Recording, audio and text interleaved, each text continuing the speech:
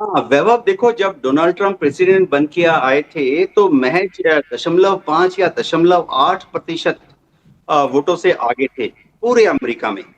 आप सोचो कि ऐसा भी नहीं है कि 49% डेमोक्रेट्स को मिला हो और 50% वोटिंग 51% रिपब्लिकन्स को मिला हो ना। मार्जिन कुछ ऐसा था कि 49.5% डेमोक्रेट्स को मिल रहा था और 50.5% रिपब्लिकन्स को मिल रहा था। तो ऐसे में तो शुरुआती दौर में अगर हम देखें, कंफ्यूजन बहुत ज्यादा था कि क्या डोनाल्ड ट्रंप वाकई क्लियर मार्जिन से प्रेसिडेंट बने हैं कि नहीं।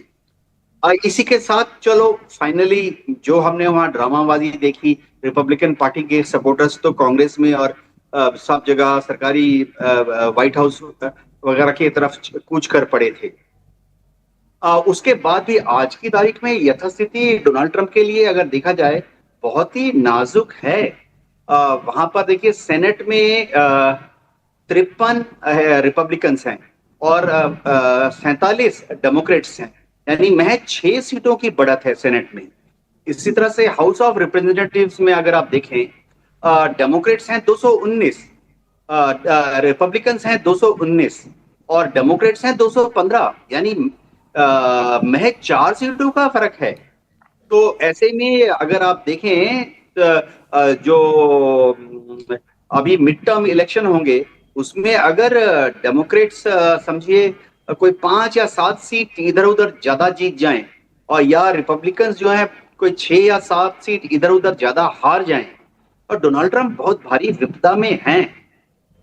ठीक है, अमेरिका की कॉन्स्टिट्यूशन जो है वो प्रेसिडेंट को पावर देती है कि इमरजेंसी में वो 60 दिन के लिए युद्ध कर सकते हैं।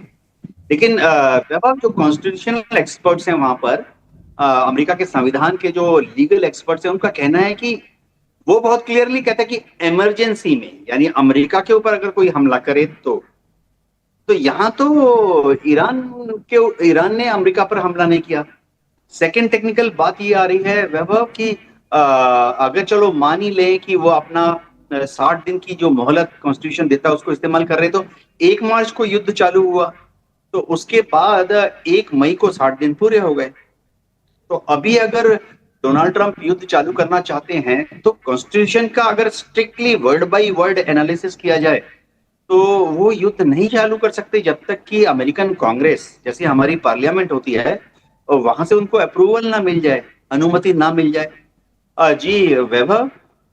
बिल्कुल सर, हमारे साथ सिद्धार्थ जी भी जुड़ चुके हैं। सिद्धार्थ जी, आपका क्या मानना है? हम बार बार ये युद्ध से पहले भी, युद्ध के दौरान भी सुन रहे थे कि ट्रंप की पार्टी में ही उन्हें लेकर बहुत ज्यादा समर्थन नहीं दिख रहा है। अब तो ये चीजें खुलेआम दिख रही हैं, उनके ही पार्टी के लोग उनके खिलाफ वोटिंग कर रहे हैं।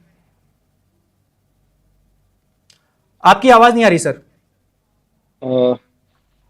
अभी आ रही है जी। हाँ, पहले भारत में ही क्रॉस वोटिंग चर्चा में होती थी और मैं ये बहुत लंबे समय की बात देख रहा हूँ कि अमेरिका में इस तरह की क्रॉस वोटिंग युद्ध को लेकर हो रही है। खासकर कि तब जब युद्ध के पहले दिन से ट्रंप के खिलाफ माहौल था। शुरू में जब खामेनेई मारे गए, आपका एक जो टारगेट था कि हमें सुप्रीम लीडर वहां से हटाना है, सत्ता परिवर्तन करना है, तो उसमें से एक टारगेट आपका पूरा हुआ कि सुप्रीम लीडर को आपने हटा दिया। ऑल्दो वो जेनेवा कन्वेंशन का उल्लंघन है कि आप किसी भी राष्ट्राध्यक्ष को सीधे नहीं एलिमिनेट कर सकते, लेकिन ठीक है, आपने यहाँ पर कर लिया, आप सुपर पावर हैं, मनमानी करते रहे हैं। अब यहाँ पर यह समझना जरूरी हो जाता है कि जो अमेरिका का वॉर पावर रेजोल्यूशन है 1973 का, 1973 का, वो क्या कहता है? वो कहता है कि अगर आपको बहुत ही जरूरी हालात में युद्ध लड़ना है तो आप 60 दिन तक कांग्रेस की अनुमति के बिना लड़ सकते। उसके बाद अगर आपको एक दिन भी लड़ना है तो आपको कांग्रेस को अपने साथ लेना पड़ेगा। यहां पर ऐसा नहीं है, कांग्रेस इनके साथ में नहीं है। प्लस इसके साथ ही 30 दिन और मिलते हैं आपको। जो 60 दिन है उनकी मियाद 1 मई को पूरी हो चुकी है, उससे पहले ही सीज फायर हो गया था। अब आपको 1 महीना और मिलता है अपनी सेना को विड्रॉ करने का, जो कि मियाद आपकी 1 जून तक रहेगी। उसके बाद अगर आपके पास जो है वो अधिकार सीमित रह जाएंगे, आपको हर चीज के लिए कांग्रेस का रुख करना पड़ेगा, तो तब उस स्थिति में ऐसा नहीं हो पाएगा। डोनाल्ड ट्रंप सर ने अभी ठीक कहा है कि वो हमला करना चाहते हैं और किसी वक्त ये हमला होगा। उन्हें भी समझ आ रहा है कि आज से हमारे पास 10 दिन बचे हैं, उसके बाद हमें कायदे से इन्हीं 30 दिनों में हमको सेना निकालनी चाहिए, लेकिन अब 10 दिन बचे हैं, अब जो भी उसमें अल्टीमेटम दिया जाएगा तो वो देखने वाली बात होगी। लेकिन यहाँ पर सबसे बड़ा पेच यही फंसा है कि इन्हीं 10 दिन में जो करना है सो करना है। अब इसमें न तो सत्ता परिवर्तन का कोई दिख रहा है, ना ही न्यूक्लियर पर कोई सहमति बनती दिख रही है, और जो इससे बड़ा पेच फंसा लिया गया है इस युद्ध को छिड़कर वो है हॉर्मुज़ पर किसका कंट्रोल रहेगा और उस पर टोल और टैक्स कैसे लगेंगे। ईरान इस बात पे अड़ गया है कि मैं टोल और टैक्स में कोई नेगोशिएशन चाहता ही नहीं। आपने युद्ध शुरू किया है, अब मैं इस चीज को मैं कंट्रोल करूंगा, और वो बार बार इसको सुएज कनाल से जोड़ भी रहा है। हालांकि सुएज कनाल मैन मेड है और ये नेचर मेड है, स्ट्रेट ऑफ हॉर्मुज़। तो ऐसे कई सारे दावे सवाल उठ रहे हैं कि आगे क्या होगा, लेकिन दो चीजें बड़ी हैं जिन पर सहमति नहीं बन रही है। अभी कल या परसों में ही ऐसा हुआ है कि 14 पॉइंट्स वाला एक बार फिर से प्रपोजल पाकिस्तान के हाथों अमेरिका पे भेजा गया, वॉशिंगटन भेजा गया है। लेकिन उसमें भी वही सारे पॉइंट्स हैं कि जो 440 किलोग्राम एनरिच्ड यूरेनियम है उसका क्या करेंगे। तो ये सारी चीजें हैं जो दुविधा पैदा कर रही हैं।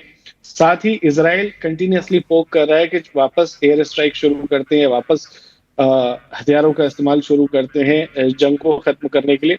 और अमेरिका इसमें इसलिए हिचकिचा रहा है कि 29 बिलियन डॉलर खर्च हो चुके हैं। आप इसको रुपीस में कन्वर्ट करें तो 2.8 लाख करोड़, 2.8 लाख करोड़ रुपए अब तक अमेरिका के खर्च हो चुके हैं। ये कई सारे देशों की इकोनॉमी से भी ईयरली उनका जो बजट होता होगा उससे भी ज्यादा है।